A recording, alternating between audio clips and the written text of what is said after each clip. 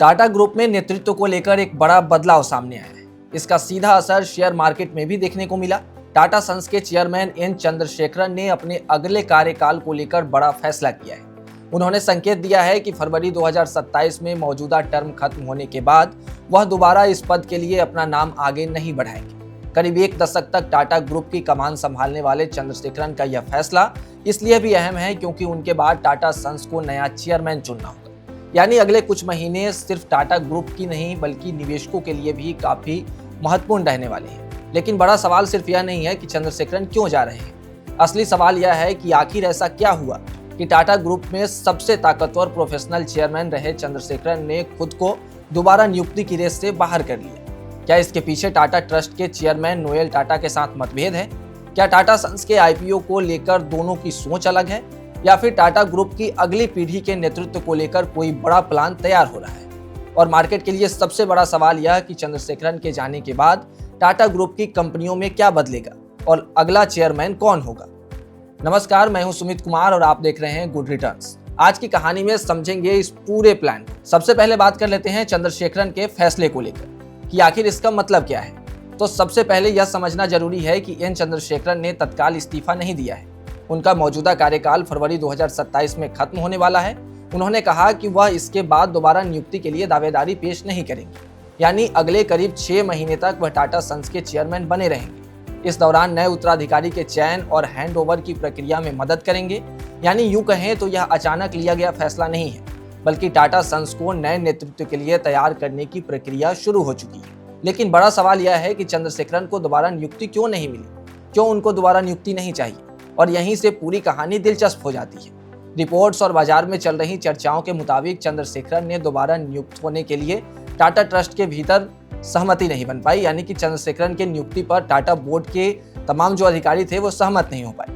खासतौर पर टाटा ट्रस्ट के चेयरमैन नोएल टाटा के साथ उनके मतभेदों को लेकर भी चर्चा लगातार होती रहती है। बता दें कि रतन टाटा के निधन के बाद जब नोएल टाटा ने टाटा ट्रस्ट की कमान संभाली तो उसके बाद दोनों के बीच यानी कि नोएल टाटा और एन चंद्रशेखरन के बीच रणनीतिक और मैनेजमेंट को लेकर मतभेद की खबरें सामने आई। करीब 6 महीने तक स्थिति साफ नहीं हुई और इसके बाद चंद्रशेखरन ने खुद को आगे न रखने का फैसला किया। अब यह भी समझना जरूरी है कि नोएल टाटा और चंद्रशेखरन के बीच मतभेद किस बात पर थे। तो सबसे बड़ा मुद्दा टाटा सन्स के आईपीओ का बताया जा रहा है। टाटा सन्स आरबीआई के नियमों के तहत अपर लेयर एनबीएफसी के तौर पर क्लासिफाइड है और इसके कारण कंपनी के आईपीओ को लेकर लंबे समय से चर्चा है।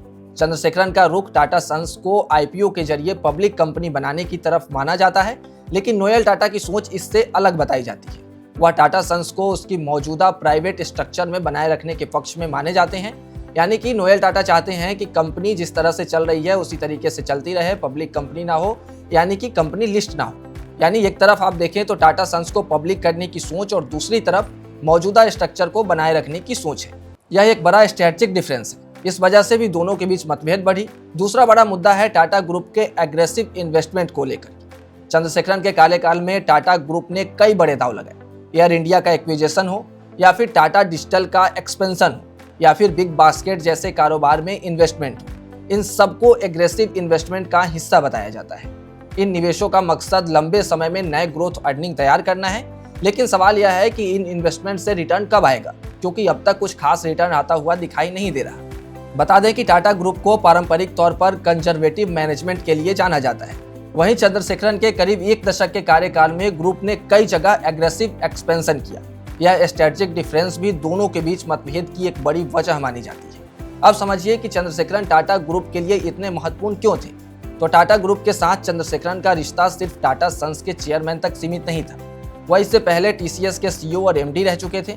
उनके नेतृत्व में टीसीएस टाटा ग्रुप की सबसे मजबूत कंपनियों में से एक बनी और इसी ट्रैक रिकॉर्ड को देखते हुए 2017 में उन्हें टाटा सन्स की कमान दी गई। वह टाटा ग्रुप के पहले गैर पारसी और गैर टाटा प्रोफेशनल चेयरमैन थे। यानी उनका आना खुद टाटा ग्रुप की लीडरशिप स्ट्रक्चर में एक बड़ा बदलाव था। उनके कार्यकाल में टाटा ग्रुप की मार्केट वैल्यू में बड़ा इजाफा भी हुआ और कई कंपनियों ने अच्छा प्रदर्शन भी किया। लेकिन पिछले कुछ समय में हर कंपनी का प्रदर्शन एक जैसा नहीं रहा। खासतौर पर टीसीएस पर दबाव बढ़ा। टीसीएस में करीब 28% की गिरावट का जिक्र बाजार के जानकार करते हैं और आईटी सेक्टर की कमजोरी भी इसकी चिंता बताई जाती है। इसलिए चंद्रशेखरन के जाने की खबर के बाद टीसीएस में तेज गिरावट भी देखने को मिली। वह गिरावट इसलिए क्योंकि बाजार अनसर्टेनिटी को पसंद नहीं करता है। खबर सामने आने के बाद टाटा ग्रुप की कई लिस्टेड कंपनीज में दबाव देखने को मिला। टाटा स्टील हो, टाटा मोटर्स, टाटा टेक्नोलॉजीज और टाटा एल्क्सी जैसे शेयरों में गिरावट रही, जबकि टीसीएस करीब 4% से ज्यादा गिर गया। टीसीएस में आज भी गिरावट देखी जा रही है। हालांकि कुछ कंपनियों में आज तेजी भी देखने को मिल रही है। अगर कल की बात करें यानी कि बुधवार की, तो कुल मिलाकर टाटा ग्रुप की लिस्टेड कंपनीज के मार्केट कैप में एक दिन में 68,000 करोड़ की कमी आई। अब आते हैं सबसे बड़ा और सबसे अहम सवाल पर कि अगला चेयरमैन कौन होगा। तो यही टाटा ग्रुप के सामने सबसे बड़ी चुनौती है। चंद्रशेखरन के बाद कोई ऐसा स्पष्ट सेकंड इन कमांड सामने नहीं है जिससे सीधे जगह पर बैठाया जा सके, यानी कि चंद्रशेखरन की जगह पर उन्हें सीधे बैठाया जा सके। इसलिए अगले 6 महीने बेहद महत्वपूर्ण हैं। चंद्रशेखरन खुद नए चेयरमैन की जिम्मेदारी सौंपने की प्रक्रिया में मदद करेंगे, लेकिन मार्केट अब यह देखेगा कि टाटा सन्स की कमान किसी एक्सपीरियंस प्रोफेशनल को मिलती है या टाटा फैमिली की अगली जनरेशन को तैयार किया जाता है। क्योंकि मीडिया रिपोर्ट्स में नोएल टाटा के बेटे नेविल टाटा को भविष्य के लीडरशिप स्ट्रक्चर से जोड़कर देखा गया है। हालांकि अभी तक यह तय नहीं है कि उन्हें टाटा सन्स की कमान दी जाएगी या नहीं, लेकिन बड़ा सवाल यह है कि Tata group professional leadership model को आगे बढ़ाएगा या धीरे धीरे फैमिली लीड स्ट्रक्चर की तरफ लौटेगा। क्योंकि टाटा ग्रुप का इतिहास अगर देखें तो लंबे समय तक टाटा फैमिली का इन्फ्लुएंस लीडरशिप में रहा है। साइरस मिस्त्री और फिर एन चंद्रशेखरन के आने के बाद प्रोफेशनल लीडरशिप का दौर मजबूत हुआ। उससे पहले टाटा फैमिली के हाथ में ही कमान रहा है। अब यह परंपरा आगे जारी रहती है या बदलती है, इस पर मार्केट की नजर रहेगी। शेयरों पर भी असल इम्पैक्ट इसी बात से तय होगी कि नया सक्सेसर कौन है, उसकी स्ट्रेटजी क्या है और टाटा सन्स की इन्वेस्टमेंट पॉलिसी, आईपीओ और नए बिजनेस मॉडल को लेकर के नजरिया क्या रहता है। तो कुल मिलाकर एन चंद्रशेखरन का टाटा सन्स से बाहर होना सिर्फ एक चेयरमैन के जाने की खबर नहीं है। यह टाटा ग्रुप के लीडरशिप मॉडल में एक बड़ा टर्निंग पॉइंट हो सकता है। अगले करीब 6 महीने अब बेहद महत्वपूर्ण है। बाजार की नज़र 3 चीज़ों पर होगी: नया चेयरमैन कौन होगा, सक्सेशन कितना स्मूथ होगा और टाटा ग्रुप की फ्यूचर स्ट्रेटजी क्या होगी। आपको क्या लगता है टाटा सन्स का अगला चेयरमैन कौन हो सकता है? अपनी राय कमेंट सेक्शन में जरूर बताएं। और ऐसे ही तमाम अपडेट्स और शेयर मार्केट से जुड़ी तमाम जानकारी के लिए आप बने रहें गुड रिटर्न्स डिजिटल के साथ।